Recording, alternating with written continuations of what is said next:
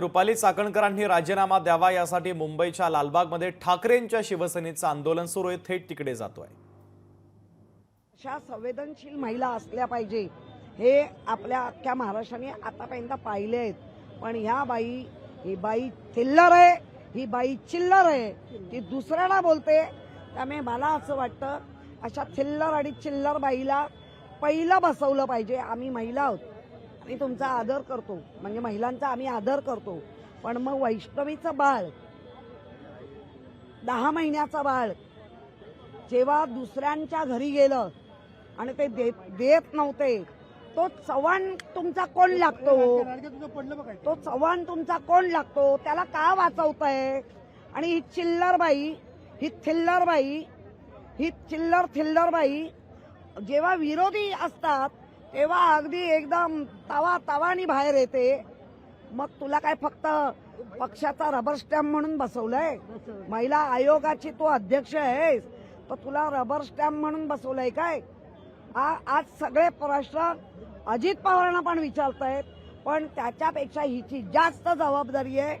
ही थिल्लर आणि चिल्लर बाई एवढ्या छावा संघटनेचे लोक तिला विचारत असताना, इतर लोक विचारत असताना ती सांगते हे चिल्लर प्रश्न मी घेणार नाही, म्हणून असल्या चिल्लर थिल्लर बाईला पहिला खुर्चीवरनं हटवा। तुम्ही हट्टवादी किती असलात तरी महाराष्ट्र थुकतोय तुमच्या ह्या कारकिर्दीवर। तुमची कारकीर्द थुकण्यालायक केली आहे तुम्ही। त्यामुळे मला असं वाटतं नुसतं दुसऱ्या रुपालीनी जे काम केलं धाडसानी, त्या रुपालीचं कौतुक आहे ठोंबरेचं। तिने बाळ आणून त्या आजी आजोबांच्या सुपूर्द केलं आणि ही सांगते ती माझ्यावर जळते।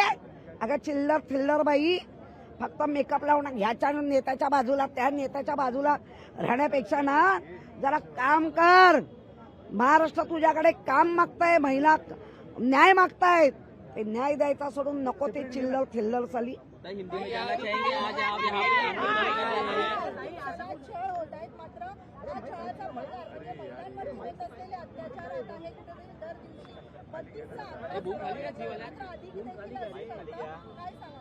अशा चिल्लर आणि थिल्लर जर अध्यक्ष बनत असतील या महिला आयोगवर, तर हे प्रसंग 32 आहेत, 72 व्हायला वेळ नाही लागणार। हिंदी में जानना चाहेंगे ताई, आज आप आंदोलन कर रहे हैं, हिंदी में जानना चाहेंगे आज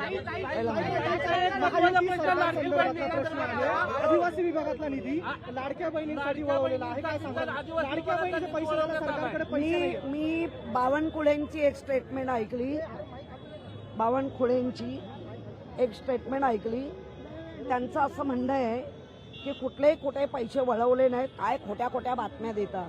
अहो खोट्या बातम्या तुम्ही दिलात, महिलांना आश्वासन तुम्ही दिलात आणि निवडून आल्यानंतर वाक्य बदलताय, हा केवढा निलाजरेपणा आहे।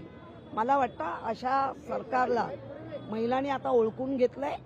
पुढच्या प्रत्येक इलेक्शनला महिला ज्या आमच्यासाठी लढतात, ज्या आमच्या बरोबर आहेत, त्यांच्यासाठी महिला मतदान करतात।